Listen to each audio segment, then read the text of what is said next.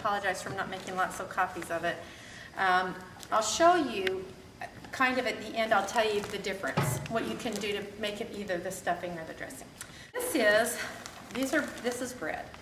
And what you do is you start out, if you're going to make enough to make double this recipe. So what I did is I made half of it. This is half of the recipe that I'm giving you, and then the other half I'm going to make right now. So what I'm showing you, the recipe that I'm showing you would make twice this amount, okay?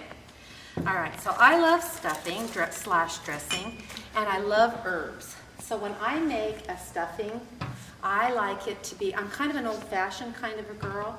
I like it to be the kind of stuffing that just has the basics. The bread, the celery and onion, the sage kind of a flavoring, but then I absolutely love fresh herbs. And so I put fresh herbs in my stuffing slash dressing, okay? And so that's the way I'm going to show you tonight, is the way that I do it. All right, so what I do is I buy a good white bread, and you can use a wheat bread. If you don't mind a denser bread, you can use whole grain, real heavy breads. Some people like to use an Italian bread, so it's kind of just what your preference is. I just like to use a good, somewhat heavy, not, like Wonder that floats, it's so light. I want something with a little body in it. So this is a nice bread. A loaf of it's about 1.5 pounds. So that kind of gives you an idea. So about a 24-ounce loaf of good white bread. You can either cube it in about 1/2-inch cubes and leave it out all night so that it dries out. Or you can cube it, put it on just cookie sheets, and put it in the oven at about 200 for about 1/2 hour. You don't want it to brown, but you want it to be dry. Now, why do you want it to be dry? You want it to be able to soak up all the delicious things that you're going to mix on it so that it doesn't taste like a piece of bread, it tastes like a sop, some wonderful thing that has all those delicious flavors in it. So, you start out with that. Again, with the recipe I'm doing, this is half of that, okay? So kind of keep that in mind. This would be half the loaf of bread. Okay, you can kind of see the bread is not, this is the crust, I don't cut the crust off, and the bread is crispy, but it isn't brown, okay? All right. So you start out with the bread. And then you take your seasonings and you actually season the breadcrumbs. So what I always do is I use kind of a coarse ground salt, and for the recipe, you're using a teaspoon, so I'm putting a 1/2 teaspoon on here. For a whole recipe, you'd put a teaspoon. And then fresh ground pepper. And I have it figured out that if I have it on this setting of number 3, and I do 75 turns, I have 1 teaspoon of pepper. Isn't that funny? Okay, so for this one, I need about 30 turns. So that's pretty close right there. You actually can do it pretty fast, but that's how I do. I love the pepper to be fresh ground, so I always do that. I have it fresh ground. I know how much makes a teaspoon. Okay, so I put that in. The next thing I'm going to do is I'm going to add my herbs, and I just brought these to show you. When you add your herbs, a lot of people will use just a poultry seasoning, or they'll use the sage leaves that are dried or powdered. And so these are perfectly fine and very, very flavorful. But being the herb garden person that I am, I get so excited in spring just to go see what herbs I can find to grow. And this year I did grow sage. So this is sage, so I like to use fresh sage. And I'm going to just hand this around. You can kind of smell it and look at it. I do have some in my garden if someone wants to make fresh herb stuffing and they want to come and get some sage. I think I have enough to help a few people out. So what I'm going to then put in with the bread is the sage, and I like a lot of sage, and I don't think the flavor is overly strong with that. If you take a little piece of it, I washed it, you can take a little piece and kind of taste it. It's not overly strong. So I'm putting 3 tablespoons of finely chopped fresh sage. If you want to use either of these, you use 1.5 teaspoons of one or the other. So you don't have to use the fresh one. Okay, the next thing I'm going to put in is my favorite thing, and that's the Italian parsley. I also love cilantro, but for this I like the Italian parsley. And so this is the Italian parsley, and I take and I just chop it up kind of roughly, and for this recipe, for the whole recipe, I put in 2/3 cup of chopped parsley. So it's a pretty significant amount. Okay, And then finally, you can put in thyme. And in my garden, I have, this is thyme. I think this is the lemon one. I have lemon thyme and orange thyme, and I'm just going to hand that around. I just stripped the little leaves off, and I already added it in with my sage, but I use about a teaspoon or so of the fresh thyme because I think it adds a really nice flavor as well.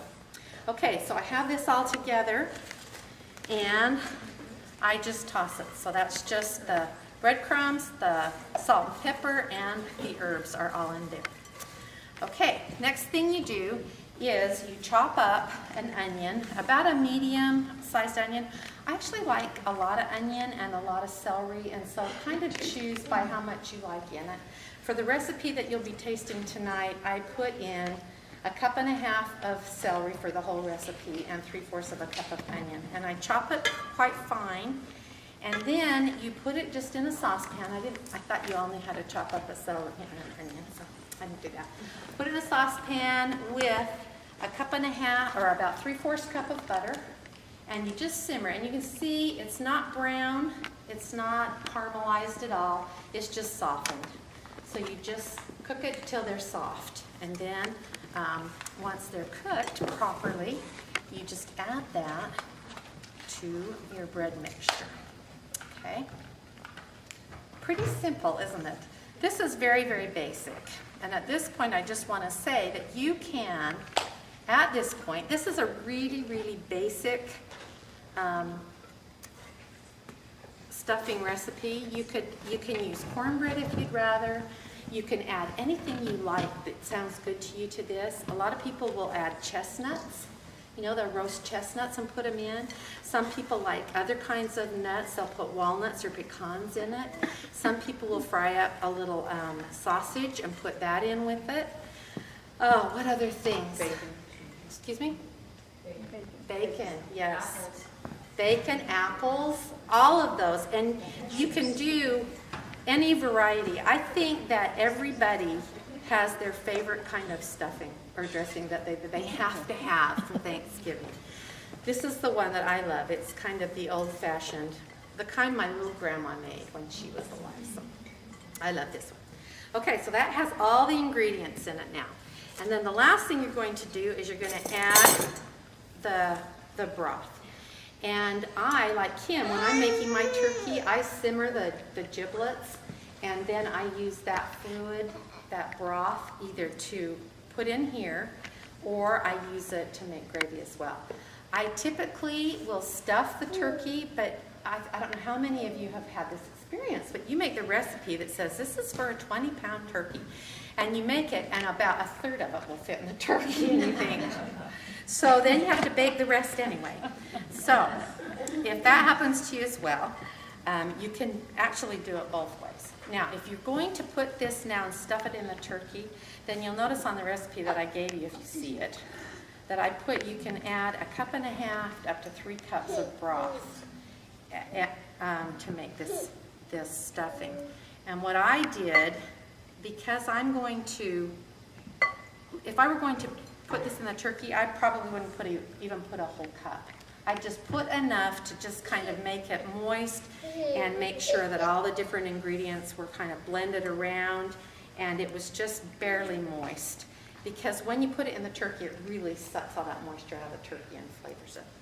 But because I like to do it as a casserole, as a dressing, I'm going to go ahead and add a little bit more chicken broth. And the way you can kind of tell with this is when you touch one of the bread cubes, it'll feel moist to the touch. Whereas with the other way, half of them will feel, pretty dry. But if your bread cubes feel moist to the touch, then you've got it about the right moisture for baking it in a casserole.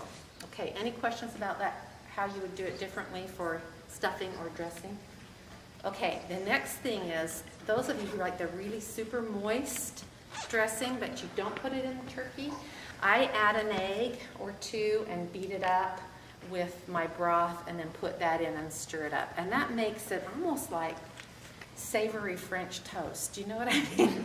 It's very, very moist, but you almost eat it with a spoon. It's almost like a bread pudding kind of a texture rather than the little pieces of bread. Okay, so that's basically what you do. And then you put it in your casserole, and you put it in the oven. I'm going to just add the rest of this since I have it. You put it in the oven, covered for about 25 minutes, and just to keep the moisture in for a while. So you, oops, did I spray it? No, didn't spray it. I have my pan. You can, of course, Paula Dean would run butter around the bottom of this, but I figure I already have a cup of butter, so that's enough. And then you just put this in, and like I said, cover it, bake it for about 25 minutes at 350, then uncover it and bake it for about another half an hour until it's heated all the way through, and until it's got kind of a nice brown, kind of golden color on top, and the stuffing is kind of a golden brown and kind of crunchy on top, but moist inside. So, any questions? All right, thank you very much, and happy holidays. Of a white Christmas